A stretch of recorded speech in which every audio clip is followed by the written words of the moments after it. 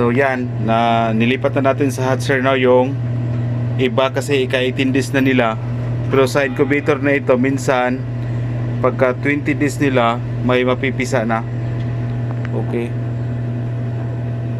nasa mga 80 plus lang to sila lahat, pero iwan ko lang kung ilan yung hatch dito.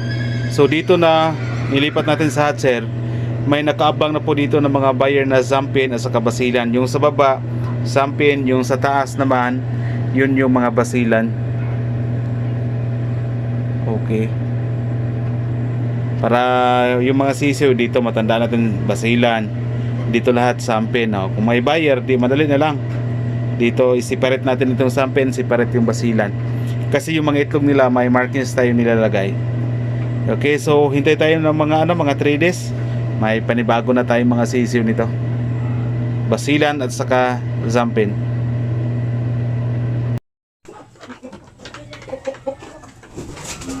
So yan, pakain muna tayo sa ating mga manok.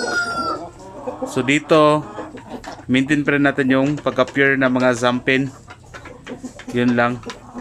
So bali yung experiment natin ngayon Basilan at saka Black Australorp. Okay, pero baka sa darating ng mga panahon meron pa rin mga pagbabago sa ating mga manok. Kung maging successful yung experiment natin sa Black Australorp at saka Basilan, baka yung mga hen nito, mga inahing manok, ay mga Black Australorp kasi malakas silang mga itlog. Tapos crossbreed natin sa isang mga oriental na mga manok like Basilan, ganyan, mga Asel, di ba?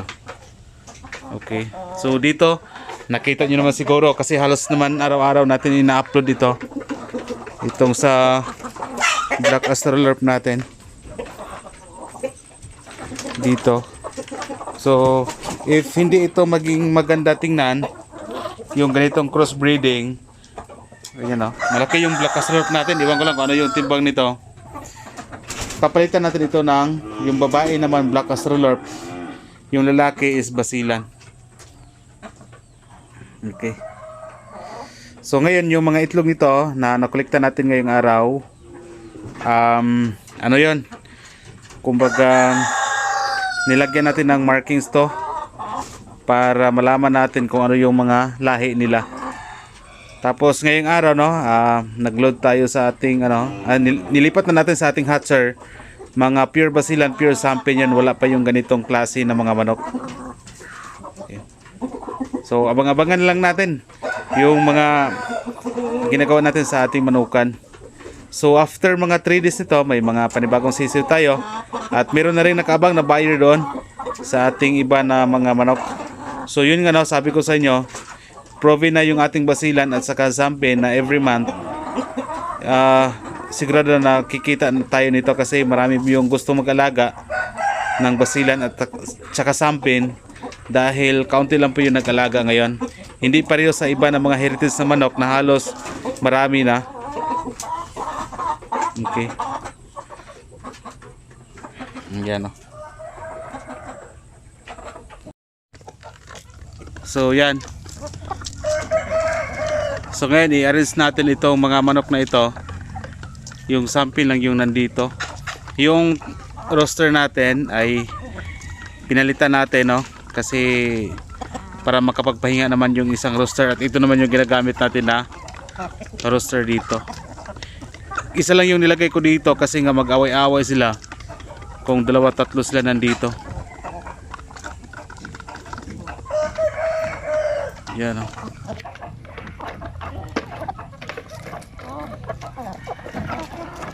ang ganda ng roster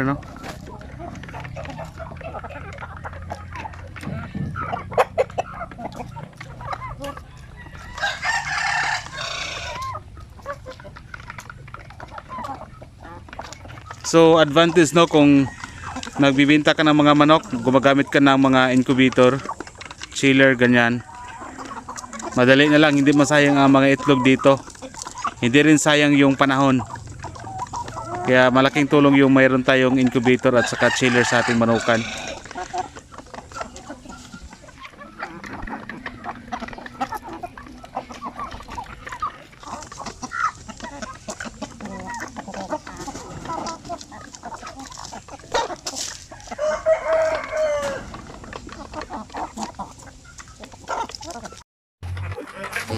breed na.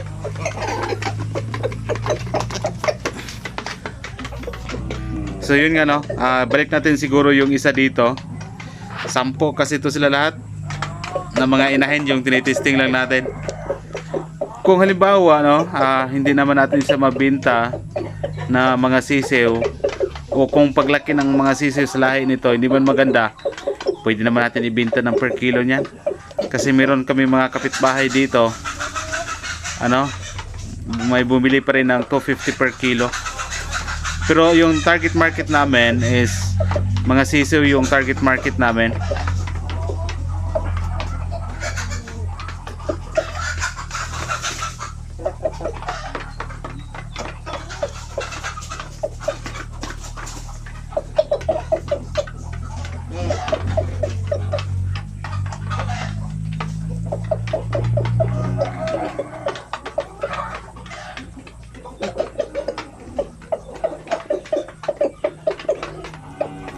Kasi doon sa isa sa mga nag-comment no, parang na-challenge tayo na okay, kumikita ka dahil mga sisiw naman yung binibenta mo. Subukan mo magbenta ng mga meat type yung per kilo. So yun naman yung i-challenge natin sa sarili natin kung paano tayo kumikita sa pagbenta ng mga per kilo. So yun yung isa sa mga naisip ko dito. Gagamit tayo ng manok na malakas mangitlog.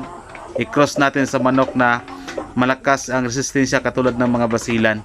So yun yung isa sa mga project natin dito. So kakasimula pa lang natin, okay? But sa mga sisiw natin sa Zampin at sa Pure Basilan, proven na siya na kumikita siya. Pero yun nga, hindi tayo kontento. Meron pa tayong gustong ma-achieve dito sa ating manukan.